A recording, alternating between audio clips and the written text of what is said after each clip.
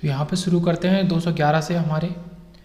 The output voltage of a battery drops from 100 volt with zero load current 80 volt to 80 volt. ठीक है, 100 volt से हमारा कब तक होता है, ड्रॉप होता है हमारा 80 वोल्ट तक। Okay, with zero load current when load current is 2 ampere. मतलब जब जीरो लोड करंट है, वो कहना चाह रहा है कि जब ये जीरो लोड करंट है तो 100 है, फिर वो जब लोड करंट 2 एम्पेयर हो गई तब वो हमारा कितना हो गया, 80 वोल्ट हो गया। आर एन हमसे पूछा है, यहाँ पे हम लगा देंगे E equal to V T plus I L into R N. मतलब जब यहाँ पे यूज़ करेंगे जीरो लोड करंट है तो, जब जीरो लोड करंट तो हमारा 100 किसके होगा, जब लोड करंट होगी तो कितना हो गया 80, लोड करंट कितनी है 2 और वो मल्टीप्लाई हो जाएगी आर एल में हमारा, तो ये आर एन या आर एल, तो ये भी वोल्ट है, ये भी वोल्ट है और ये भी V into I into R हमारा वी हो जाएगा, तो ये भी है। इस रिलेशन को सीधा सा सिंपल सा यहाँ पे यूज़ किया है। उसके बाद हमने आर एन की वैल्यू निकाली जो कि आ गई 10 ओम। इस तरीके का क्वेश्चन है, इजी। उसके बाद आते हैं इसमें 214 में कि ड्राई सेल्स में free electrons are released at. Okay, तो हमारा कैथोड एंड एनोड बोथ, जो फ्री इलेक्ट्रॉन है हमारे दोनों टर्मिनल से रिलीज किए जाते हैं ड्राई सेल के अंदर। ये याद रखेंगे, ड्राई सेल में फ्री इलेक्ट्रॉन्स दोनों कैथोड और एनोड दोनों इलेक्ट्रोड से रिलीज किए जाते हैं। उसके बाद एक क्वेश्चन में कि maximum power dissipation in a resistance from a battery of electromagnetic force, हमारा ई है और इंटरनल रेजिस्टेंस आर, एक बैटरी है, ये है उसका इलेक्ट्रोमैग्नेटिक फोर्स हमारा ई है और इसका इंटरनल रेजिस्टेंस आर है। ये जो फोर्स है ये हमारा ई है। अब हमसे पूछा मैक्सिमम पावर डिसिपेट कितना होगा, तो मैक्सिमम पावर डिसिपेशन के लिए पहले हम आई निकालेंगे। इसमें जब आई कैसे आएगा, दो रेजिस्टेंस है और एक वोल्टेज है, तो आई क्या आ जाएगा, सीधे से वो जो वोल्टेज है वो वोल्टेज, या इसको मैं वी लिखूं और ई लिख सकता हूं, अपॉन दोनों रेजिस्टेंस का सम, तो R small R plus R L, इस तरीके से। अब पी क्या होगा, पी होगा यही आई का स्क्वायर और आर एल, तो ये इसमें मल्टीप्लाई कर देंगे, आई का इसका स्क्वायर कर देंगे, तो ये देखो यहाँ पे क्या है, V T H upon R plus R L का whole square into R L, तो ये पावर ट्रांसफर होगी। तो मैक्सिमम पावर ट्रांसफर कब होगी, जहाँ मैक्सिमम की बात करते हैं, मैक्सिमम पावर डिसिपेशन या मैक्सिमम ट्रांसफर, वहाँ एमपीटी लगा देंगे, तो आर आर एल के इक्वल होना चाहिए, और आर आर एल के इक्वल होगा तो ये हमारा कुछ V T H square upon 4 R आ जाएगा। वो कैसे आ जाएगा, देखो आर प्लस आर एल, ये 2 आर एल बन गया, तो 2 का स्क्वायर करेंगे तो 4 आर एल स्क्वायर बन जाएगा, और एक जो ये इस तरीके से we T H square upon 4 R L square into R L, और ये आर एल से आर एल स्क्वायर कट जाएगा तो ये बचेगा, और वी टी एच हमारा ई है, तो ई स्क्वायर अपॉन 4 आर के इक्वल आ जाएगा आंसर। ये भी अच्छा क्वेश्चन था। ओके, उसके बाद बात आती है कि मोस्ट कॉमन प्राइमरी सेल की बात करता है कि सबसे ज़्यादा कॉमन प्राइमरी सेल्स हमारा क्या होता है, लिथियम सेल को हम सबसे ज़्यादा यूज़ करते हैं, सामान्य यूज वाला सेल लिथियम सेल है हमारा। उसके बाद आते हैं 215 पे कि magnetic flux will be dash if the surface area vector of a surface is perpendicular to the magnetic field. मतलब मैग्नेटिक फ्लक्स पूछा जा रहा है कि अगर मैग्नेटिक सरफेस एरिया हमारा परपेंडिकुलर है मैग्नेटिक फील्ड के, ये कह रहा है surface area perpendicular to the magnetic field, तब हमारा क्या होगा, तो कुछ इस तरीके से ये एरिया है, मान लो मैग्नेटिक फील्ड इसके परपेंडिकुलर निकल रही है, तो हमारा मैग्नेटिक फ्लक्स होगा 0। ओके, कैसे मैग्नेटिक फ्लक्स होता है, phi equal to B A cos theta. अब कॉस थीटा में थीटा 90 डिग्री हो गया तो फाई हमारा 0 आ गया, तो फाई फ्लक्स है, बी हमारा मैग्नेटिक फील्ड है, ए एरिया है और थीटा उनके बीच का एंगल है, तो phi equal to B A cos theta, ये इंपॉर्टेंट निकल के आया फॉर्मूला। उसके बाद बात करेंगे कि Hall effect is use to determine, Hall effect से हम लगभग काफ़ी सारी चीज़ें जान सकते हैं, तो यहाँ तीनों ही जान सकते हैं, कंडक्टिविटी, कैरियर कंसंट्रेशन और मोबिलिटी। सो ऑल 3 हम हॉल इफेक्ट से जान सकते हैं। ओके, ज़्यादा डिटेल में नहीं जाएंगे। उसके बाद आएंगे 220 में magnetism left in the iron after exciting field has been removed is known as, तो जो मैग्नेटिज्म जो बच जाता है जिसको हम फिर हटाते हैं, in the iron after exciting field has been removed, जिसको हमने हटा दिया, तो उसको हम रेसिड्यूल मैग्नेटिज्म कहते हैं। रेसिड्यूल क्या होता है, जो चीज़ बच गई है उसे रेसिड्यूल शब्द कहते हैं, तो इस वजह से रेसिड्यूल मैग्नेटिज्म, ये भी IOF JEE में और BSNL TTM में 2 बार आ गया। फिर उसके बाद मैग्नेटिक मूवमेंट इज कैसी क्वांटिटी होती है, क्वांटिटी पूछ रहा है, तो वेक्टर क्वांटिटी होती है, तो मैग्नेटिक मूवमेंट का फॉर्मूला भी देख लेते हैं, tau is equal to mu into B, तो मैग्नेटिक मूवमेंट इंटू हमारा ये टाउ डाइपोल है, dipole is magnetic movement into हमारा मैग्नेटिक फील्ड स्ट्रेंथ, तो म्यू इंटू बी, तो यहाँ पे मैग्नेटिक मूवमेंट की बात वो कर रहा था, मैग्नेटिक मूवमेंट ही हमारा म्यू है, और जो कि एक वेक्टर क्वांटिटी है। तो tau is equal to magnetic movement into B है। उसके बाद इधर आ जाते हैं मैग्नेटिक फ्लक्स डेंसिटी की जो हमारा यूनिट टेस्ला होती है, ठीक है। सेल्फ इंडक्टेंस, हमारा इंडक्टेंस है तो हेनरी हो गया, और हमारा मैग्नेटिक फ्लक्स जो है उसकी यूनिट होती है वेबर, जो फाई है मैग्नेटिक फ्लक्स उसकी यूनिट है वेबर। तो ये मिला दिया, छोटे छोटे क्वेश्चन है। उसके बाद आता है 222 पे कि magnetic flux in a magnetic circuit is due to, किसकी वजह से होता है। तो जहाँ वोल्टेज हमारा ईएमएफ की वजह से होता है, और यहाँ पे हमारा इलेक्ट्रिक फ्लक्स जो होता है वो ईएमएफ की वजह से, ये एमएमएफ की वजह से हमारा, ठीक है। मैग्नेटिक में कोई भी चीज़ आएगी तो एमएमएफ वहाँ पे वर्ड है, जैसा हमारा इलेक्ट्रिकल क्वांटिटीज़ में ईएमएफ होता था। उसके बाद आता है, ये इंपॉर्टेंट है 223, काफ़ी ज़्यादा 223, इस पर मैं आता हूँ। पहले 218 देख लेते हैं कि magnetic flux can be measured by, तो Hall effect pickup. Magnetic flux हम कैसे मेजर कर सकते हैं, हॉल इफेक्ट पिकअप से, जो हमारा हॉल वोल्टेज निकालते हैं या हॉल इफेक्ट ट्रांसड्यूसर की जो बात करते हैं वहाँ। So V H equal to R H B I by T. तो मैग्नेटिक फ्लक्स निकालने के लिए हम पहले बी को निकालेंगे और फिर उससे मैग्नेटिक फ्लक्स निकाल सकते हैं, एरिया में पता ही होता है। तो हॉल इफेक्ट ट्रांसड्यूसर का अनुप्रयोग मैग्नेटिक फील्ड मीटर में किया जाता है, जिससे हम बी को निकाल सकते हैं, ठीक है। बी को कैलकुलेट कर सकते हैं और उस बी से कैलकुलेट करके फिर हम फाई को कैलकुलेट कर सकते हैं, ओके। तो इस तरीके से मैग्नेटिक फ्लक्स हम हॉल इफेक्ट पिकअप से निकालते हैं। फिर ये बहुत इंपॉर्टेंट है कि मैग्नेटो स्ट्रिक्शन, ये जो वर्ड है मैग्नेटो स्ट्रिक्शन इज, वो क्या है, तो change in volume accompanying magnetisation. तो चेंज इन वॉल्यूम में जितना होगा जब हम मैग्नेटाइजेशन को अकम्पनी करेंगे तो वो हमारा मैग्नेटो स्ट्रिक्शन होता है। तो ये इंपॉर्टेंट है, इसको मैं हटा देता हूँ। Change in volume accompanying magnetisation, और ये किसका गुण होता है, एक फेरोमैग्नेटिक मटेरियल आयरन और निकल का गुण होता है हमारा मैग्नेटो स्ट्रिक्शन, ओके। फिर आता है 219 के magnets of low retentivity but high permeability are called. तो जो इलेक्ट्रोमैग्नेटिक्स होते हैं, जो इलेक्ट्रोमैग्नेटिक्स की बात करते हैं, तो उनकी रिटेंटिविटी जो होती है वो होती है कम और परमेबिलिटी होती है उनकी हाई। तो ये याद रखेंगे, ये इधर है हमारा ये, तो हिंदी में है, तो सीधे से परमानेंट मैग्नेट की, इलेक्ट्रोमैग्नेट्स की बात करो ये, तो लो हमारा रिटेंटिविटी है और हाई हमारा परमेबिलिटी है। उसके बाद आते हैं 224 पे कि for an insulating material dielectric, ये है dielectric strength and dielectric loss should be respectively. तो इंसुलेटिंग मटेरियल के लिए डाइलेक्ट्रिक स्ट्रेंथ होनी चाहिए हमारी हाई और डाइलेक्ट्रिक लॉस होना चाहिए लो। मतलब स्ट्रेंथ अगर हाई चाह रहे हैं, ऑब्वियस सी बात है कि लॉस कम होना चाहिए, तो हाई एंड लो तो ये तो पता चल गए। तो हम इंसुलेटिंग मटेरियल की बात करेंगे तो डाइलेक्ट्रिक मटेरियल भी कुछ उसी तरीके के मटेरियल होते हैं, ओके। तो उसके अंदर डाइलेक्ट्रिक स्ट्रेंथ इंसुलेटिंग मटेरियल के अंदर वो हमारी हाई होनी चाहिए काफ़ी, और लॉस हमारा कम होना चाहिए। उसके बाद बात करते हैं, ये तो हिंदी में इसको छोड़ दो। उसके बाद आते हैं 225 पे, ये निर्वात को माना जाता है अचुंबकनीय या non magnetic material, non magnetic material की बात हो रही है। उसके बाद आते हैं 230 पे ही कि if a ferromagnetic material is heated up to Curie temperature it becomes. तो एक फेरोमैग्नेटिक हमारा कैसा हो जाता है, हमारा फेरोमैग्नेटिक बन जाएगा हमारा पैरामैग्नेटिक, कब, क्यूरी, ठीक है, ग्रेटर देन क्यूरी टेम्परेचर के लिए।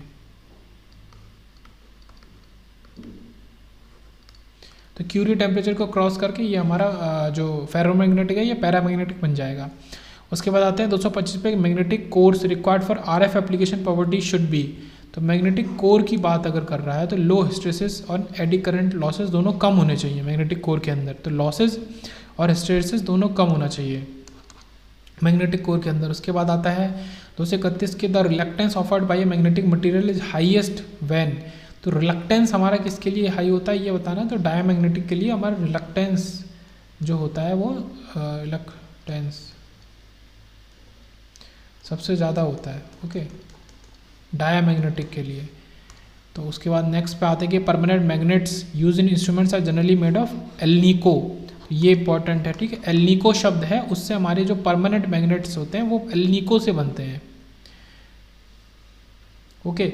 और यहाँ पे हमने क्या देखा, रिलक्टेंस बहुत ज़्यादा हाई होता है डायमैग्नेटिक मटेरियल्स का। उसके बाद इधर हमने क्या देखा कि क्यूरी टेम्परेचर से बढ़ते ही फेरोमैग्नेटिक हमारा पैरामैग्नेटिक बन जाते हैं। उसके बाद इसको हटा देते हैं। उसके बाद 232 पे आते हैं, the permanent magnet in an AC energy meter provide. तो ब्रेकिंग टॉर्क प्रोवाइड करता है परमानेंट मैग्नेट हमारा एसी एनर्जी मीटर के अंदर पर ब्रेकिंग टॉर्क। ओके, अलग अलग तरीके के टॉर्क होते हैं, डैम्पिंग, डिफ्लेक्टिंग, ब्रेकिंग। तो जो ब्रेकिंग टॉर्क होता है वो परमानेंट मैग्नेट हमारा प्रोवाइड करता है। उसके बाद आते हैं 228 पे, किसी भी दिए गए चुंबकीय पदार्थ में अपंतरक 6 हिस्टैरिसीस लॉस कम किया जा सकता है। कैसे? यह हिंदी में है पर इंपॉर्टेंट है कि हिस्टैरिसीस लॉस कैसे कम कर सकते हैं, इसके द्वारा स्थापित अधिकतम फ्लक्स घनत्व को कम करके। तो यहाँ पे जो फॉर्मूला बहुत इंपॉर्टेंट यूज हो रहा है कि WK is eta B max की पावर 1.6 F इंटू V। तो इसमें जो ये वैल्यू है हमारी, ये इसको कम करके हम हिस्टैरिसीस, ये हिस्टैरिसीस लॉस का फॉर्मूला है तो इसको भी कम कर सकते हैं। हमें जो B मैक्स है इसको कम करना पड़ेगा, सीधा सा है मतलब, तो अगर इंग्लिश में आता है तो बता देंगे। उसके बाद आते हैं ब्रेकिंग टॉर्क, देख लिया हमने, परमानेंट मैग्नेट क्या प्रोवाइड करता है, ब्रेकिंग टॉर्क प्रोवाइड करता है। उसके बाद आते हैं 233 पे, following materials are diamagnetic material except. तो कौन सा डायमैग्नेटिक नहीं है? तो कॉपर है, बिस्मथ है और जर्मेनियम है। केवल हमारा आयरन नहीं है, और आयरन तो साफ हमारा फेरोमैग्नेटिक साफ पता चलता है। आयरन जो है वो हमारा डायमैग्नेटिक नहीं है, ठीक है। तो आयरन का नाम ही आयरन उसी से पड़ता है, फेरोमैग्नेटिक। फेरोमैग्नेटिक में हमारा आयरन ही मेन चीज़ होती है, तो इस वैसे ही तो फेरोमैग्नेटिक हो गया। बाकी कॉपर, बिस्मथ और जर्मेनियम हमारे डायमैग्नेटिक हो गए। उसके बाद आते हैं फ्लक्स डेंसिटी अफेक्ट्स। तो फ्लक्स डेंसिटी किसको अफेक्ट करती है? तो ओनली कोर लॉस को अफेक्ट करती है। ये इंपॉर्टेंट है कि फ्लक्स डेंसिटी केवल कोर लॉस को अफेक्ट करती है। अब यहाँ पे क्या है, लॉसेस के हिस्टैरिसीस लॉस और हमारा जो दूसरा लॉस होता है एडी करंट लॉस, तो दोनों के फॉर्मूले दिए हैं। तो PID is KE F square B max square into tau square, और P हिस्टैरिसीस हमने उधर देखा था KH B की पावर x हमारा 1.5 से 2.5 तक होता है, ये जो पावर है। तो 1.6 देखी थी max into F into V। तो ये दो फार्मूले हैं। तो यहाँ पे हमारी कहने की क्या बात है कि जो फ्लक्स डेंसिटी है वो किसको, ओनली कोर लॉस को हमारा इफेक्ट कर रही है। और यहाँ पे मेन चीज़ समझने की क्या है कि ट्रांसफार्मर की कोर लॉसेस को दो भागों में बांटा गया है, जो कि हिस्टैरिसीस लॉस है और हमारा एडी करंट लॉस है। भंवरधारा मतलब एडी करंट लॉस, और दोनों को ही इफेक्ट कर रही है। मतलब देखो दोनों में ही B मैक्स आ रहा है, इसमें B मैक्स स्क्वायर है, इसमें B मैक्स की पावर 0.5 से लेके 2.5 तक। देखो ये बहुत ही अच्छा न्यूमेरिकल MCQ है, बेल में आ चुका है और इस UPRVNL में आ चुका है। तो फ्लक्स डेंसिटी दोनों मतलब किसको अफेक्ट करती है, मतलब दोनों को ही अफेक्ट करती है।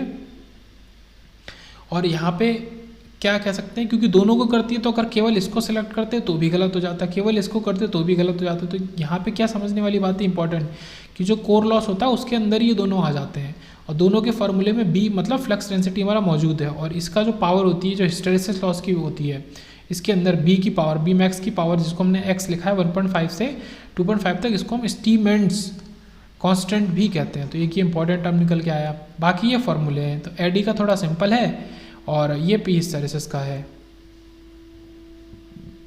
उसके बाद आता है इस क्वेश्चन पे, तो इस क्वेश्चन को भी समझ लेते हैं भाई, कि द रिलेटिव परमेबिलिटी की बात कर रहा है of a ferromagnetic substance is 1000, इसकी value the. The absolute permeability of the substance, तो एब्सोल्यूट पूछ रहा है और रिलेटिव हमें दी हुई है। इसको कैसे निकालेंगे, तो म्यू नॉट है जो है हमारा वो है 1000 रिलेटिव। तो एब्सोल्यूट परमेबिलिटी के लिए mu naught into 4 pi into 10 की पावर -7, इससे मल्टीप्लाई करना है। तो 1000 को इससे कर देंगे तो 4 पाई इंटू 10 की पावर -4 आ जाएगा हमारा। तो ये जो ऑप्शन डी है, तो ये गलती से 7 हो गया, तो ये -4 आ रहा है 2 बार। तो यहाँ पे ये हम कह सकते हैं कि mu R upon mu naught is 4 pi into 10 की पावर -7। तो इसका इस्तेमाल किया, तो ये म्यू नॉट को उधर भेज दिया है। तो ये रिलेशन को हमने यूज़ किया, जो कि बहुत इंपॉर्टेंट रिलेशन है। Mu R upon mu naught equal to 4 pi into 10 की पावर -7, और रिलेटिव परमेबिलिटी हमारा म्यू नॉट है और एब्सोल्यूट हमारा म्यू आर है। यहाँ पे थोड़ा सा करेक्शन है, ये जो परमेबिलिटी है, ये हमारा जो वैल्यू होती है ये म्यू नॉट की वैल्यू होती है। ओके, 4 पाई इंटू 10 की पावर -7, ये पूरी की पूरी वैल्यू हमारा म्यू नॉट की वैल्यू है। तो mu equal to mu naught mu R होता है। तो नॉर्मली देखें तो mu equal to mu naught और म्यू आर होता है। तो ये जो वैल्यू है ये म्यू आर की वैल्यू है, यहाँ पे हम म्यू आर लगा रहे हैं और ये mu R into mu naught किया है। म्यू हमको निकालना है जो हमारा होता है एब्सोल्यूट परमेबिलिटी। तो ये जो वैल्यू हमने निकाली है ये मतलब इसकी वैल्यू निकालना है। तो जो म्यू नॉट हमको गिवन है, जो हमको म्यू आर गिवन है 1000 और म्यू नॉट 4 पाई इंटू 10⁻⁷, इनको मल्टीप्लाई कर देंगे तो हमारा 4 पाई इंटू 10⁻⁴ आ जाएगा। तो mu equal to mu naught mu R होता है सिंपल, म्यू नॉट की वैल्यू 4 पाई इंटू 10⁻⁷ होती है, म्यू नॉट की वैल्यू। उसके बाद आगे कि ferromagnetic material exhibits different characteristic above and below. तो जो फेरोमैग्नेटिक मटेरियल होता है तो वो अलग अलग कैरेक्टरिस्टिक दिखाता है क्यूरी टेम्परेचर के ऊपर और नीचे। उससे ऊपर जाएगा तो वो डायमैग्नेटिक बन जाएगा और नीचे जाएगा तो हमारा दूसरी कैरेक्टरिस्टिक दिखाएगा, मतलब यह फेरोमैग्नेटिक ही रहेगा।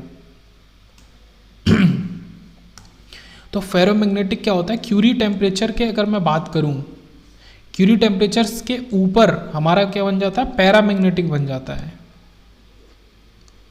और नीचे तो हमारा फेरोमैग्नेटिक रहता ही है। तो ये जो फेरोमैग्नेटिक है ये कहने की बात है कि ये क्यूरी टेम्परेचर के ऊपर जाते ही ये पैरामैग्नेटिक हमारा बन जा रहा है। तो ये पॉइंट है। उसके बाद आते हैं, ये तो देख ही लिया था, पी हिस्टैरिसीस पी या डी दोनों, बी हमारे बी पे मैग्नेटिक फ्लक्स फील्ड स्ट्रेंथ पे हमारा डिपेंड कर रहे थे, या फ्लक्स डेंसिटी इसको बोले, तो बी पे डिपेंड करते हैं दोनों। यहाँ पे बी मैक्स स्क्वायर है, यहाँ पे बी मैक्स की पावर x है जो कि 1.5 से 2.5 तक होता है, और हमारा ये x जो होता है स्टीनमेट्ज कांस्टेंट के इक्वल होता है। उसके बाद आता है 236 पे की magnetic material which take permanent magnetic dipoles. तो उसको हम क्या कहते हैं, उसको फेरोमैग्नेटिक कहते हैं, जो परमानेंट मैग्नेटिक डायपोल बना लेते हैं। तो फेरो ओ आएगा यहाँ पे, फेरो ना कि फेरी। उसके बाद आते हैं क्वेश्चन नंबर, चलो 239 ही देख लेते हैं। तो कह रहे हैं कि the air core coil of a magnetic circuit has 100 turns.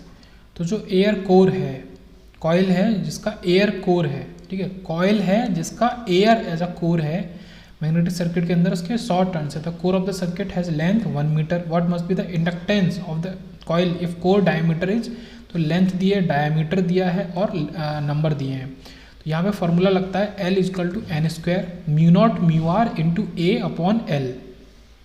ये बहुत इंपॉर्टेंट है समझना। यहाँ पे एरिया हमारा जो है वो इम्पॉर्टेंट है, एरिया जो है वो हमारा क्या है, π/4d² करके हम लगाते हैं यहाँ पे एरिया। तो ये लगा हमारा।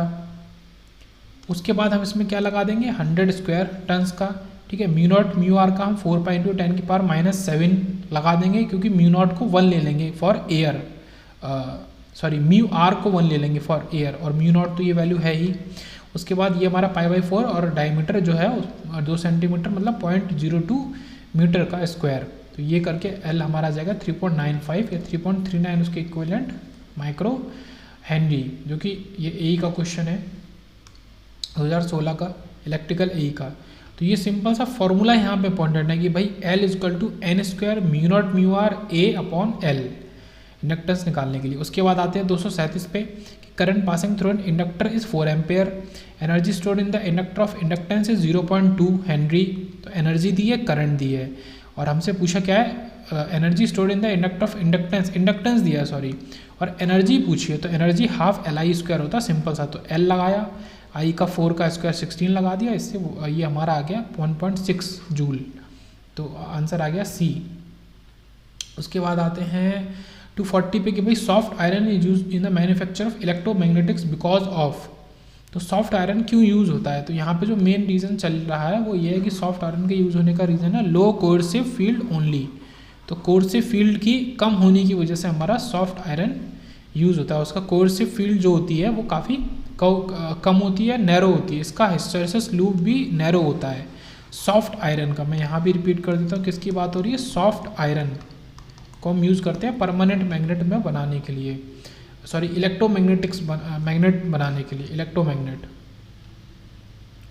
उसके बाद आता है कि भाई the area of hysteresis loop is the measure of, ये इंपॉर्टेंट क्वेश्चन है कि एरिया ऑफ हिस्टैरिसीस लूप का area energy loss per cycle बताने के लिए हमें हेल्प करता है। The area of hysteresis loop is the measure of energy loss per cycle. उसके बाद आता है कि coercive force in a ferromagnetic material is related to. तो कोर्सिव फोर्स को हम कैसे किस चीज़ से रिलेट करते हैं, तो intercept on the negative H axis of the BH loop. तो ये भी रटने वाले क्वेश्चन है, LMRC में पूछा है। तो ये जो एक्सिस है B और H axis, on the H axis की बात कर रहा है of the BH loop, BH जो लूप है इसका H एक्सिस पे जो इंटरसेप्ट है ये जो पॉइंट है, ठीक है, O से ये, तो ये हमें बताता है ये H एक्सिस, ये पूरी H एक्सिस है और इस H एक्सिस पे ये जो पॉइंट यहाँ निकल के आ रहा है ये क्या है, इंटरसेप्ट है। ओके, तो ये जो इंटरसेप्ट है ये हमें क्या बताता है, coercive force of ferromagnetic material बताता है। मैं बार बार रिपीट इसलिए करता हूँ कि रटने में थोड़ा सा दिमाग में मेमोरी बनने में आसानी हो। हर चीज़ दिमाग में मेमोरी बनने के ऊपर ही है, मेमोरी अच्छी बन गई तो एग्जाम में सीधे से। अच्छा, यहाँ पे क्या है, एग्जाम में 4 ऑप्शन आएंगे, ये सेम क्वेश्चन रिपीट होगा क्योंकि इस तरीके के क्वेश्चंस इस तरीके के एग्जाम्स में एज इट इज़ रिपीट होते हैं। 4 ऑप्शन आएंगे तो आपको क्वेश्चन देख के ऑप्शन देख के आंसर हमेशा उन्हीं 4 के अंदर ही मौजूद है, बस आपको हिंट क्लिक करना चाहिए कि अच्छा ये वाला आंसर है। तो coercive force in ferromagnetic material is related to intercept on the negative H axis of the BH loop. तो नेगेटिव X की बात हो रही है तो फिर ये वाला मान लो, पॉजिटिव की बात नहीं कर रहा है तो ये वाला, ज़्यादा क्लियर बोले तो ये जो है, ये जो इतना एरिया है ये कोर्सिव फोर्स के बारे में बताता है। उसके बाद बात करेंगे 241 की रेसिप्रोकल ऑफ मैग्नेटिक परमेबिलिटी। तो परमेबिलिटी का रेसिप्रोकल रिलेक्टिविटी होता है, तो परमेबिलिटी का रेसिप्रोकल हमें बताना है, वो इंपॉर्टेंट है। कंडक्टेंस होगा नहीं, वो रेजिस्टेंस का होगा, ससेप्टेंस भी नहीं होगा और परमिटिविटी भी नहीं होगी। परमिटिविटी और परमेबिलिटी अलग अलग चीज़ हो गई, ये म्यू हो गई और ये एप्सिलॉन वाली टर्म हो गई, तो इनमें अंतर है। तो रिलेक्टिविटी होगा इसका रेसिप्रोकल परमेबिलिटी का। उसके बाद आते हैं 246 पे, the magnetic susceptibility of a paramagnetic material is, तो लेस देन 1 बट पॉजिटिव। इसका मतलब बट पॉजिटिव है तो 0 से 1 के बीच में होता है क्या चीज़, मैग्नेटिक ससेप्टिबिलिटी ऑफ पैरामैग्नेटिक, 0 से 1 के बीच में। तो ये इंपॉर्टेंट क्वेश्चन हो गया, मैग्नेटिक ससेप्टिबिलिटी 0 से 1 में, मतलब पॉजिटिव होगी बट लेस देन 1 होगी। उसके बाद आते हैं कि the inductance of a coil is proportional to the, proportional पूछ रहा है तो फॉर्मूला पता होना चाहिए। तो यहाँ पे फॉर्मूला हमारा लग रहा है L=n² d × f। तो केवल ये सीधे सीधे ये जो फार्मूला है कि L² × df, तो ये लग जाएगा। तो L हमारा n² df, तो n d²f नहीं, जहाँ पे देखो n² नहीं वो तो तुरंत हटा दो, फिर n² d² f है, ये भी गलत है, और n² d/f ये भी गलत। तो यहाँ पे डिवाइड कुछ भी नहीं हो रहा, मल्टीप्लाई हो रही है हर चीज़, और n का स्क्वायर है। उसके बाद बात करते हैं 243 की कि मैग्नेटिक फील्ड एग्जिट्स अराउंड, तो कहाँ पे एग्जिट करती है, एग्जिट अराउंड हमारा मूविंग चार्जेस के पास में एग्जिट करती है, मूविंग चार्जेस से एग्जिट करती है हमारा मैग्नेटिक फील्ड। मतलब कहने का ये भी मतलब है कि जैसे ये चार्ज है, ये चार्ज है, तो जब ये मूव करता है तो मैग्नेटिक फील्ड को ये जनरेट करता है अपने इर्द गिर्द। ये क्या है, मैग्नेटिक फील्ड इसके जनरेट हो रही है, ये चार्ज है, मूव करने पे ये मूव कर रहा है चार्ज, तो मूविंग चार्जेस के आसपास एग्जिट करती है। फिर आता है 247 की what type of magnetic behaviour is observed in type 1 super conductor. तो इसको मैं अलग से यहाँ पे भी लिखता हूँ कि टाइप 1 सुपर कंडक्टर जो होते हैं हमारे, तो वो परफेक्ट डायामैग्नेटिज्म शो करते हैं। तो ये इंपॉर्टेंट है, perfect diamagnetism type 1 super conductor show करते हैं। उसके बाद आता है कि फ्लेमिंग के दायां हाथ मतलब राइट हैंड रूल में हमारा जो अंगूठा है वो किस ओर दर्शाता है, तो जो थंब है राइट हैंड रूल में वो हमारा चालक की गति की दिशा या फिर वी की बारे में बताता है। यदि उत्तरजनी उंगली फ्लक्स की लाइनों के साथ हो तो हमारा जो अंगूठा है वो हमारा दिशा के बारे में, और दिशा मतलब किस तरफ चल रहे हैं और किस स्पीड से चल रहे हैं, तो वी के बारे में बताता है हमारा फ्लेमिंग राइट हैंड रूल के अंदर अगर बात करें तो। उसके बाद आता है 249 पे कि this is the BH curve of, ये BH कर्व किसका है, तो ये अच्छा क्वेश्चन है। BH कर्व की बात करें तो ये काफ़ी लार्ज है कर्व, ठीक है, इसकी विड्थ बहुत ज़्यादा है। तो यहाँ पे जो क्या दिखा था, इंटरसेप्ट क्या होता है, कोर्सिव फोर्स होता है। देखो वही एक कॉन्सेप्ट जो है हमारा कोर्सिव फोर्स वाला वो बार बार यूज़ हो रहा है, यहाँ भी यूज़ हुआ। तो ये जो इंटरसेप्ट है एक्स एक्सिस पे कोर्सिव फोर्स है, तो कोर्सिव फोर्स हमें इंटरसेप्ट होता है, ये तो मैंने खैर रिलेट करके बताया। तो ये लार्ज है, तो कोर्सिव फोर्स अगर लार्ज है इसका मतलब हार्ड मैग्नेटिक मटेरियल है। तो ये अब चीज़ हमने सॉफ्ट वाले में भी देखी थी, जो सॉफ्ट होता है उसका विद होती है वो बहुत नैरो होती है सॉफ्ट मैग्नेटिक मटेरियल की, और हार्ड की अगर बात करें तो विद बहुत ज़्यादा होगी।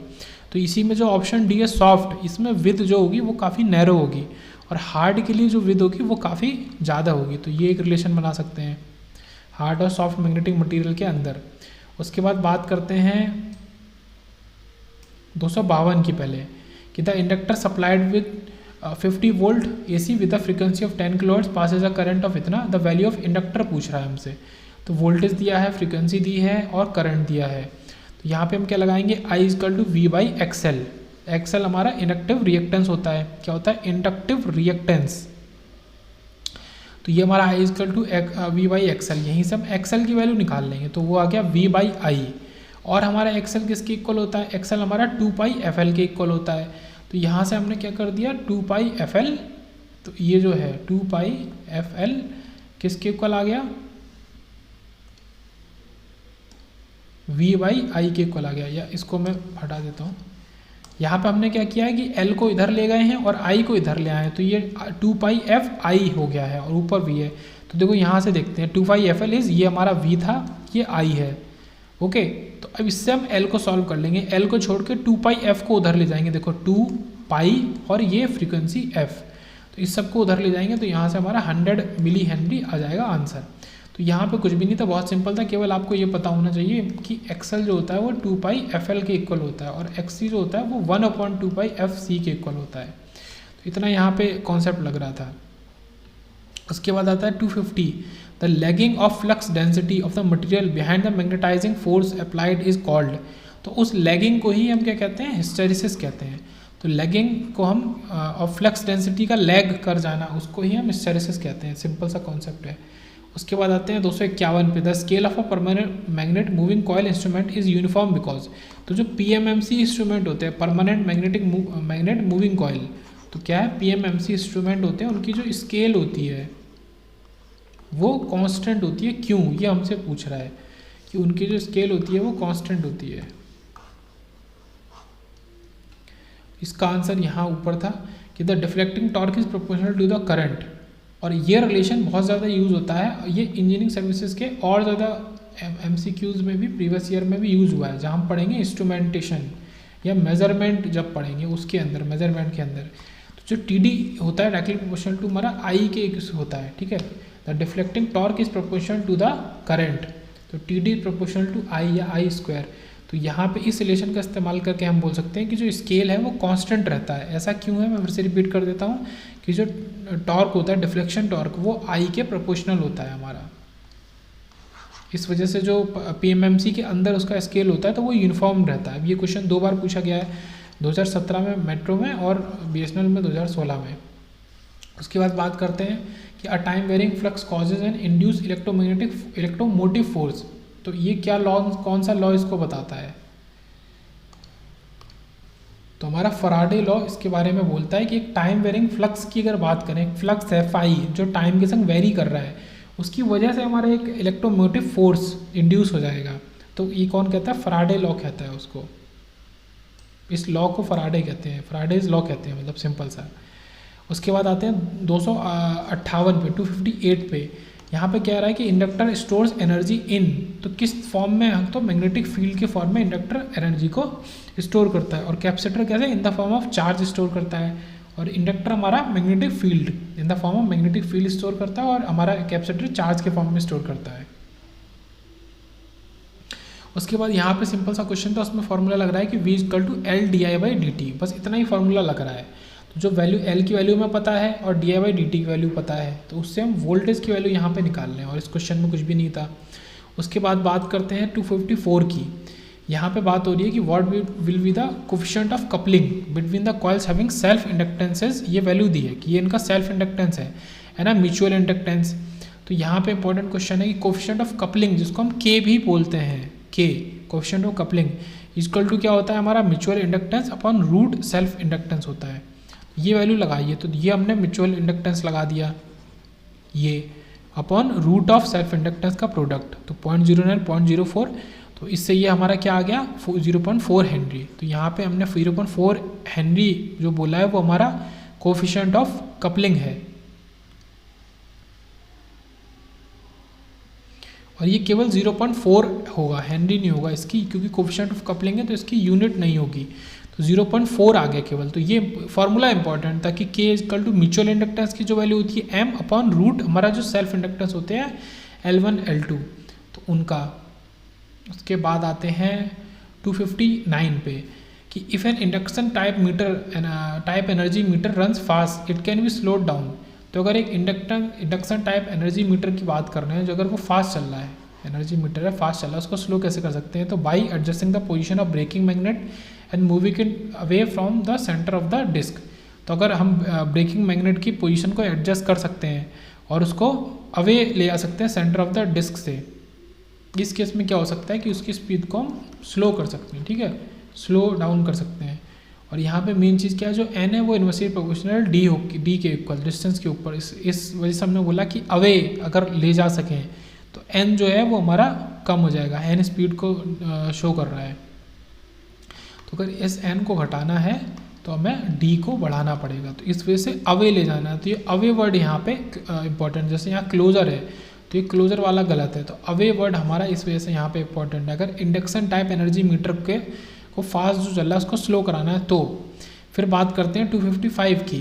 यहाँ पे क्या कह रहे हैं कि भाई a coil and a bulb are connected in series with a 5 volt DC source when a soft iron core is inserted in the coil. एक कॉयल है और एक बल्ब है, दोनों को सीरीज में जोड़ा है, दोनों में 5 वोल्ट का सोर्स लगा है। ये हमारा कॉयल है, ये बल्ब है।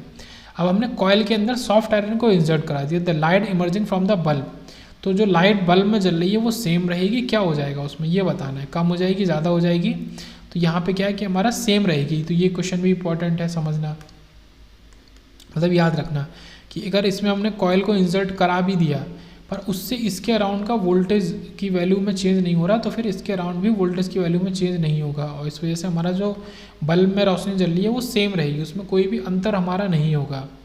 उसके बाद बात करते हैं 256 की, कि कंडक्टर ऑफ लेंथ।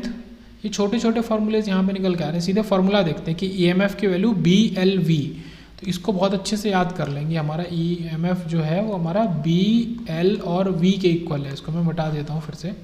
तो ये जो वैल्यू है EMF इक्वल टू BLV, तो कंडक्टर की लेंथ दी थी, ठीक है, length 1 metre, moves at right angle to the magnetic field, flux density दी है B1, ठीक है, विद द वेलोसिटी दी है हमें 20। The induce EMF in the conductor will be, तो EMF इज BLV, तो B1 1 और 20, तो 20 वोल्ट सीधे से इसका आंसर आ जाएगा। तो बहुत ईजी था, तीनों को मल्टीप्लाई कर दो आंसर आ जाएगा। उसके बाद क्वेश्चन देख लेते हैं 260। द EMF in volts induce in a coil is 200 turn, मतलब कॉयल जो है वो 200 टन की है। When the magnetic flux changes from, इससे और इस वैल्यू में चेंज हो रही है इन 1 सेकेंड। तो वो EMF हमसे पूछ रहा है कि मैग्नेटिक फ्लक्स का चेंज दिया है और टाइम का चेंज दिया है 0.1 सेकेंड में। तो जो मैग्नेटिक फ्लक्स का फॉर्मूला होता है, ये फॉर्मूला भी इंपॉर्टेंट है कि हमारा E इक्वल टू जो EMF निकालते हैं, तो N और डिफरेंस इन, मतलब ये change in magnetic flux upon change in time, तो E equal to N del phi upon del T. तो N हमारा 200 है और डेल फाई 0.00 जो भी ये 15 है, और ये हमारा 0.1 है, तो इससे आंसर आ जाएगा 3 वोल्ट। तो यहाँ पे फार्मूला क्या लग रहा है, E equal to N del phi upon del T, ये इंपॉर्टेंट फार्मूला लग रहा है।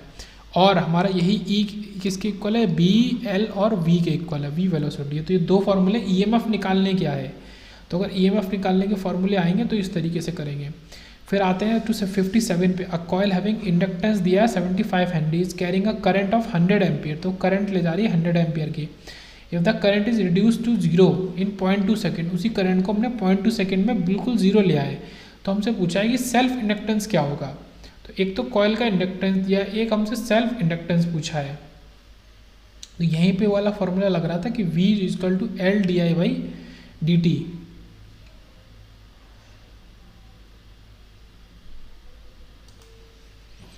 तो यहाँ पे जो सेल्फ इंडक्टेंस है ये बोल रहा है सेल्फ इंडक्टेंस EMF। नॉर्मली ये वर्ड की ज़रूरत नहीं होनी चाहिए, तो यहाँ पे EMF पूछ रहा है वो।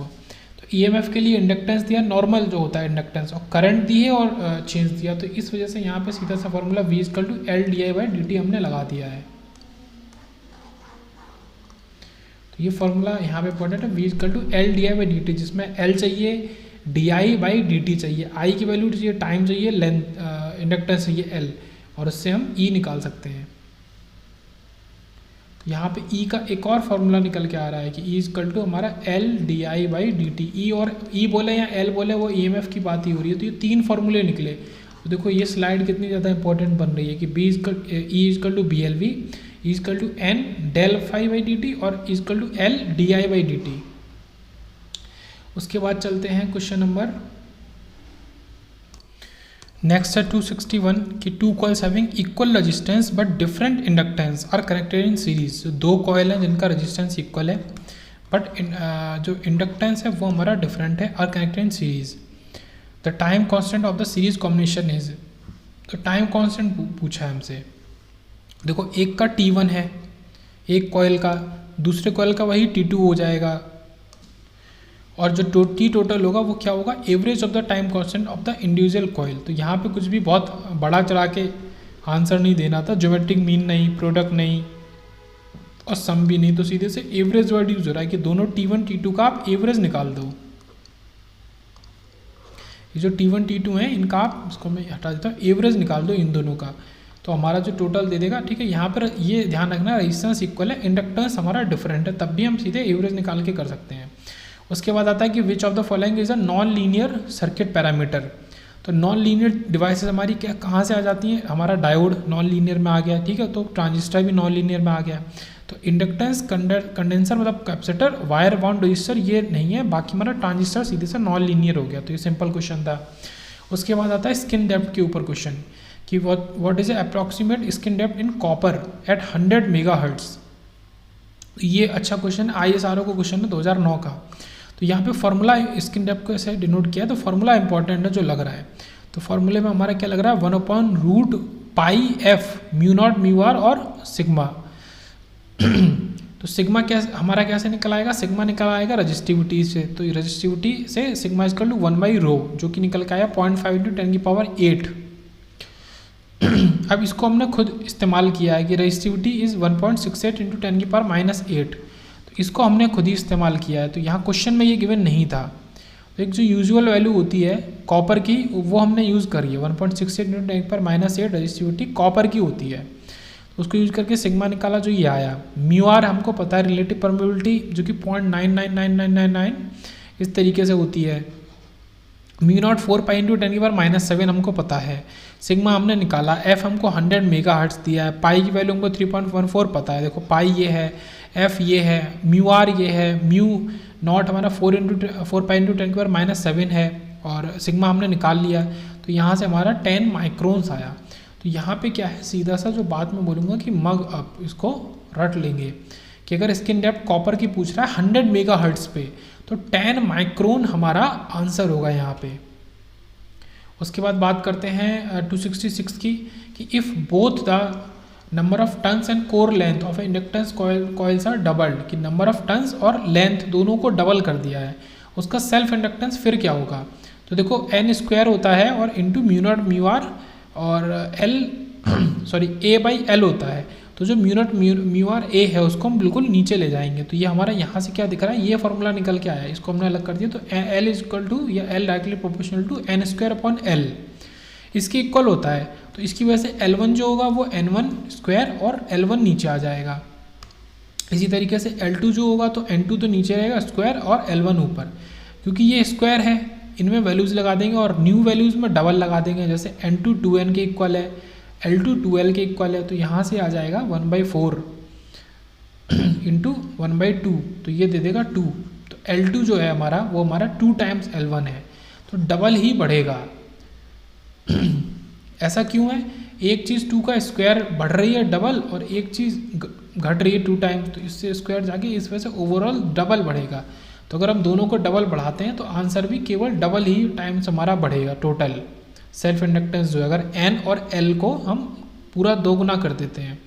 उसके बाद बात करेंगे इसके ऊपर, an inductance of 1 henry is lies using air core with 100 turns, inductance of the number of turns are doubled. तो 1 हेनरी के लिए 100 टन्स है, तो अगर बात कर रहे हैं कि इंडक्टेंस क्या होगा अगर नंबर ऑफ टर्म्स हम बढ़ा देते हैं, तो ये हमें बताना है। यहाँ पे भी वही फॉर्मूला लगाया कि L इज इक्वल टू मतलब प्रोपोर्शनल टू n² A/L। तो सीधे से निकाला कि L directly proportional to n², मतलब n के स्क्वायर के प्रोपोर्शनल है। यहाँ से हम निकालेंगे कि हमारा L1/L2 n1² तो पहले 100 है, अब हमने 200 टन्स कर रहे हैं, तो 1/L2 यहाँ से निकालेंगे तो 4 हेनरी हमारा आ जाएगा।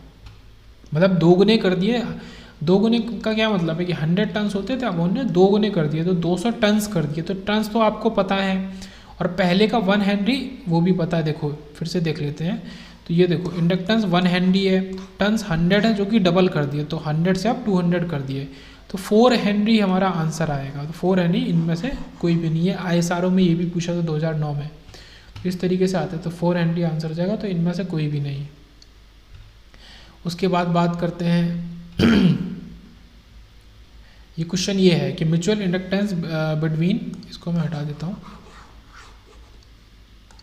तो म्यूचुअल इंडक्टेंस की बात कर रहा है कि between 2 magnetically coupled coils depend on. Mutual inductance किस पे डिपेंड करता है, तो म्यूचुअल इंडक्टेंस की वो तो सेल्फ इंडक्टेंस होता है L, है ना। म्यूचुअल अब बात हो रही है, तो म्यूचुअल इज N1 N2 और अपॉन वही चीज़ mu naught mu R A by L। तो जो सिंपल फार्मूला होता था L इज हमारा N स्क्वायर और mu naught mu R A by L होता था। तो ये तो हमने L की बात करी और ये स्मॉल l है। सेम अगर हम फॉर्मूला कर रहे हैं म्यूचुअल इंडक्टेंस का, तो म्यूचुअल इंडक्टेंस M इज, ठीक है, सेम लिखो mu naught mu R A by L, इसको सेम लिख दो।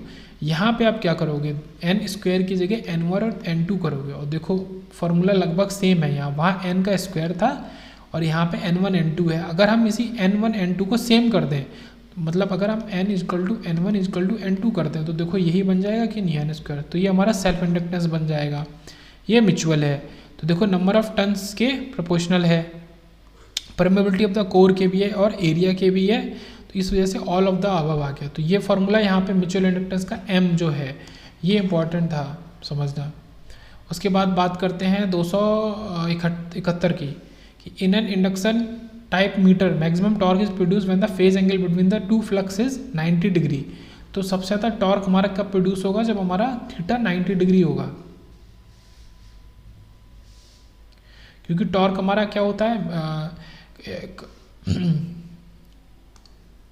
दो चीज़ों के कर्ल के इक्वल है हमारा टॉर्क, तो इस वजह से उसमें साइन थीटा आ जाएगा, और साइन थीटा आने की वजह से मैक्सिमम वैल्यू कब देगा, जब हमारा थीटा 90 डिग्री होगा, जब साइन 90 तो हमारा 1 हो जाएगी वैल्यू। तो इंडक्शन टाइप मीटर में मैक्सिमम टॉर्क अगर पूछ रहा है और उसमें फेज एंगल का रिलेशन पूछ रहा है, तो 90 डिग्री आ जाएगा। अब देखो बहुत ईजी है, जो ये जो वर्ड है इंडक्शन टाइप मीटर, इस सब की कोई ज़रूरत नहीं है। वो अगर ये पूछे कि टॉर्क मैक्सिमम कब होगा, और अगर आपको ये पता हो कि टॉर्क के आंसर में रिलेशन में हमारा कर्ल आता है, ठीक है, क्रॉस आता है और साइन थीटा आएगा, तो साइन थीटा को मैक्सिमम करने के लिए आपको थीटा को 90 लेना पड़ेगा। तो सिंपल सा ये हो रहा है। उसके बाद बात कर रहा है 272 की, the Faraday's laws is applicable. Faraday के लॉ कब एप्लीकेबल है, only when the conductor is close of thin wire. तो हमारा केवल पतले वायर का अगर कंडक्टर है तो ही हमारा फराडे के लॉ हमारे वैलिड है। उसके बाद बात आती है कि direction of induce EMF can be found. तो इंड्यूस ईएमएफ की अगर बात करें, ईएमएफ की अगर बात करें, ठीक है, ये ई, तो उसकी डायरेक्शन निकालने के लिए हम लेंज लॉ का इस्तेमाल करते हैं। लेंज लॉ में हम क्या चीज़ होती है कि अपोज करता है डायरेक्शन को, तो ये जो फॉर्मूला करते हैं, तो equal to minus L D I by D T. तो इसमें जो ये माइनस होता है, मैं फिर से बोल के रिपीट करता हूँ, equal to minus L D I by D T. जो माइनस होता है यही मेन सिग्निफिकेंस रखता है। तो ये जो दर्शा रहा है कि लेंज लॉ लगा रहे हैं, तो इसको कौन बता रही है, माइनस ही बता रहा है। जो ईएमएफ इंड्यूस होगा वो अपोजिट डायरेक्शन में होता है, तो इसलिए माइनस लगता है। तो लेंज लॉ हमेशा इस माइनस की बात करता है। तो इंड्यूस ईएमएफ को हम कैसे, उसकी डायरेक्शन को कैसे बता सकते हैं, लेंज लॉ की मदद से। अच्छा, फराडे लॉ एप्लीकेबल कब है, only when the conductor is of close thin wire. तो ये दोनों क्वेश्चन हो गए। उसके बाद फिर वही चीज़ 273 जो मैंने अभी बार बार बोल के बताई कि direction of an induce EMF is such that it will always oppose that the change that is causing. तो डायरेक्शन इंड्यूस ईएमएफ की कैसी होगी कि हमेशा जो चेंज उसमें हो रहा है उसको हमेशा अपोज करता है। जो कॉयल है उसमें जो चेंज आ रहा है उसमें हमेशा उसको अपोज करता है। तो उसको अपोज करने के लिए माइनस इस्तेमाल करते हैं। तो ये चीज़ कौन बताता है, ये हमें लेंज लॉ बताता है। इंड्यूस ईएमएफ की ऐसी डायरेक्शन होगी कि वो अपोज करेगा जो भी हमारा जनरेट होगा। तो इस वजह से ये लेंज लॉ आ गया हमारा। अब ये क्वेश्चन देखो बीएसएनएल और हमारा AAI में 2 बार आ चुका, तो इंपॉर्टेंट क्वेश्चन है। तो ये चीज़ है। तो ईएमएफ हमेशा ईएमएफ की जो ये पोलरिटी है इस तरीके से वो होगी कि इसको अपोज करेगा, जिसमें ईएमएफ या करंट जिस तरफ से फ्लो कर रही है उसके रिगार्डिंग। उसके बाद आता है 274 कि हमारा induction coil works on the principle of. Induction coil हमारा म्यूचुअल इंडक्टेंस के प्रिंसिपल पे वर्क करती है। ये भी अच्छा क्वेश्चन है। सेल्फ इंडक्टेंस नहीं, हमारा एम्पियर रूल, फ्लेमिंग्स राइट कुछ नहीं, म्यूचुअल इंडक्टेंस के इंडक्शन या इंडक्टेंस के फॉर्मूले पे, प्रिंसिपल पे वर्क करती है इंडक्शन कॉइल। उसके बाद आता है क्वेश्चन हमारा 269, इसके ऊपर तो हो गया हाँ, कि when the current in a coil is increase from 2 to 4 ampere और 0.05 सेकेंड में EMF induce in the coil is 8 volt, the self inductance of the coil is, self inductance पूछ रहा है, तो E equal to L D I by D T. तो यही चीज़ हमने ऊपर भी करी थी, E हमको दिया है, यहाँ पे L हमें बताना है, आई डी आई कितना है 4-2 और ये टाइम है, तो यहाँ से आंसर आ रहा है 0.2 हेनरी। तो यह जो फॉर्मूला है equal to L D I by D T, तो मैंने क्या कहा था इस स्लाइड में, जो इसके ऊपर वाली स्लाइड थी ये, तो ये 3 फॉर्मूले निकल के आ रहे थे हमारे, E equal to B L V, L D I by D T और N del phi by del T, और ये E इक्वल टू यहाँ पे माइनस भी होना चाहिए। ओके, ये बहुत इंपॉर्टेंट है, E के हमारे EMF के 3 फॉर्मूले के ऊपर बात हो रही है, इनमें से कोई भी कभी भी यूज़ हो जाता है। उसके बाद नेक्स्ट क्वेश्चन में आता है 270 में कि the induce EMF will be maximum when the conductor cuts the magnetic field at an angle of, देखो ये भी वही चीज़ है कि EMF कब मैक्स होगा, तो E equal to B I L sine theta, या फिर हमारा इस तरीके से होता है आई बी क्रॉस एल, तो B I L sine theta कह सकते हैं, तो ये हमारा साइन थीटा है और इसमें थीटा जब 90 डिग्री होगा तो ये मैक्सिमम वैल्यू होगी। तो EM या E मैक्स, EMF मैक्स की बात करें तो I into B into L, ये क्या है थीटा हमारा जब 90 डिग्री होगा तो मैक्सिमम वैल्यू होगी EMF की। उसके बाद बात करते हैं 278 की 278, the inductance of a coil depends on turns length and area of coil and, तो इतनी चीज़ों पे इंडक्टेंस हमारा डिपेंड करता है, तो लेंथ, एरिया और टर्न्स के अलावा हमारा परमेबिलिटी पे भी डिपेंड करता है जो म्यू है, और जो म्यू होता है वही हमारा म्यू नॉट और म्यू आर के इक्वल होता है, तो ये चीज़ हो गई। उसके बाद बात करी जा रही है 2 coils having self inductance 10 millihenry और 15 millihenry have an effective inductance 40 millihenry when they are connected in series, what will the equivalent inductance when they are connected in series opposition. तो देखो ये question बहुत important है, यहाँ से काफ़ी सारी चीज़ें हम समझ सकते हैं कि 2 कॉइल है या 2 इंडक्टेंस है, तो उनका सेल्फ इंडक्टेंस तो कुछ भी दे दिया, अब उनको सीरीज एडिंग में जोड़ा है। सीरीज एडिंग मतलब उनकी जो पोलरिटी होती है, ये जो इस तरीके से नहीं है डॉट होता है, ये डॉट से शो करते हैं, फिर इसको सीरीज में जोड़ा है, तो जो दूसरा जोड़ेंगे तो उसका भी डॉट बाद में होगा, तो इसको एड कहते हैं। ये जो डॉट इस पर डिनोट करता है तो ये एक ही तरफ होता है, तो इसको एड कहते हैं। और जब आप कॉइल्स को कुछ इस तरीके से जोड़ते हो तो ये जोड़ा, और देखो मैं डॉट दिखाता हूँ, ये मैंने डॉट इसका यहाँ लगाया और इसका यहाँ लगा दिया, तो इसको सीरीज अपोजिशन कहते हैं। जो सीरीज अपोजिशन वर्ड शब्द आ रहा है ये यहीं से आ रहा है, तो ये चीज़ है। तो यहाँ पे हमारा फॉर्मूले में चेंज होता है, यहाँ पे 2 तरीके के फॉर्मूले बन जाते हैं, एक सीरीज एड के लिए और एक सीरीज अपोजिशन के लिए। देखो एड के लिए क्या है, L1 L2 plus minus 2M, एक बार प्लस होगा और एक बार माइनस होगा। तो देखो जब सीरीज एड किया है तो हमारा L1 L2 प्लस 2M है, तो ये हमारा क्या होगा इक्वल टू 40 के इक्वल है। अब 40 के इक्वल है, L1 L2 हमें पता है, तो यहाँ से M हम निकाल सकते हैं, जो म्यूचुअल इंडक्टेंस की वैल्यू है वो हमें पहले नहीं पता, ठीक है। जो सीरीज एडिंग में इफेक्टिव इंडक्टेंस है वो पता है, ठीक है, टोटल ये पता है। तो M 7.5 मिली हेनरी हमने निकाला। उसके बाद केस 2 जब सीरीज अपोजिशन किया तो L1 L2 माइनस 2M, तो L1 L2 हमारा 10 और 15, ये 7.5 का दुगुना 15, तो ये हमारा 10 मिली हेनरी आ गया। तो ये 10 मिली हेनरी आंसर गया। दिल्ली मेट्रो में हमारा पूछा गया था 2017 में क्वेश्चन ये, तो ये भी अच्छा क्वेश्चन है। उसके बाद बात करते हैं द डिसएडवांटेज ऑफ, ठीक है, 276 की disadvantage of a dash is that it must work in vertical position. तो मरकरी वेटेड रीड एले का ये डिसएडवांटेजेस है। तो मरकरी वेटेड रीड रिले की बात कर रहे हैं, एले रिले, तो एक तरीके का रिले है ये, ओके। रिले जब पढ़ते हैं इलेक्ट्रिकल में, तो ये वाला जो रिले है मरकरी वाला, तो इसको हमेशा वर्टिकल पोजीशन में यूज़ करना पड़ता है, तो ये इसका डिसएडवांटेज है। उसके बाद यहाँ पे वही चीज़ आ रही है 279 पे कि when the flux linking a coil having n number of turn changes the EMF induce in the coil will be.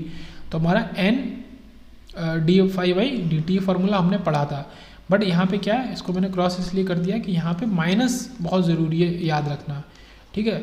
या फिर E equal to L di/dt, उसमें भी माइनस, और same formula E equal to n d∅dt, ये दोनों फार्मूले same है, EMF ही देंगे। तो यहाँ पे माइनस इंपॉर्टेंट है, ये माइनस किसको शो करता है, हमारा ये लेंज लॉ को शो करता है। तो ये जो फार्मूला आएगा इसमें n d∅ dt और इसमें माइनस भी आएगा, तो ये इंपॉर्टेंट है। और एन डी फाई का मतलब है कि एन फाई टू और एन फाई वन का डिफरेंस।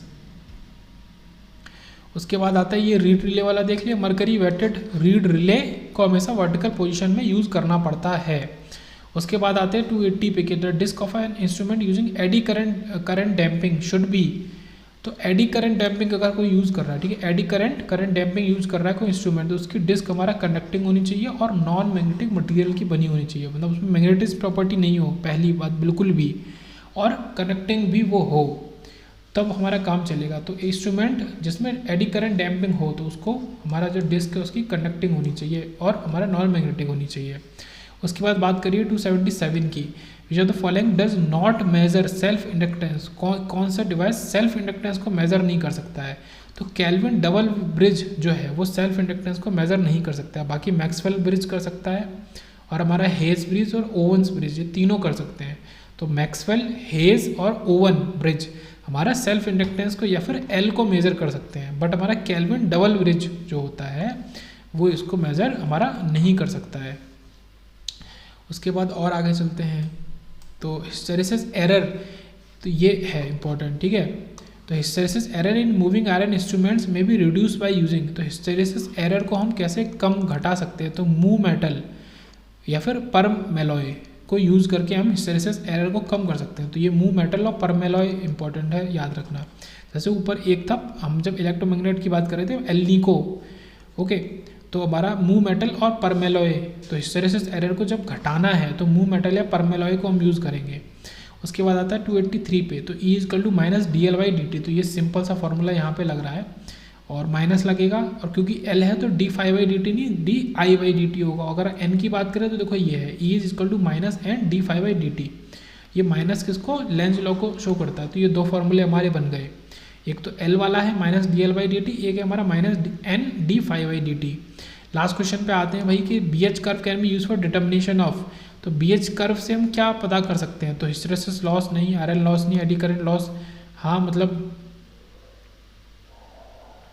यहाँ पे क्या है कि हमारा both hysteresis and iron loss दोनों को, तो यहाँ पे हिस्टेरेसिस भी होगा और आयरन भी होगा, तो एडी करंट लॉस नहीं पता कर सकते, मेन चीज़ ये है। तो जो BH कर्व है उससे हमने बोथ, ठीक है, बोथ हिस्टेरेसिस और iron, but eddy current loss नहीं पता कर सकते हैं। तो ये चीज़ इंपॉर्टेंट है। और ये जो हमने देखा हिस्टेरेसिस एरर को अगर कम करना है तो मूव मेटल और परमेलॉय को आप यूज़ कर सकते हैं।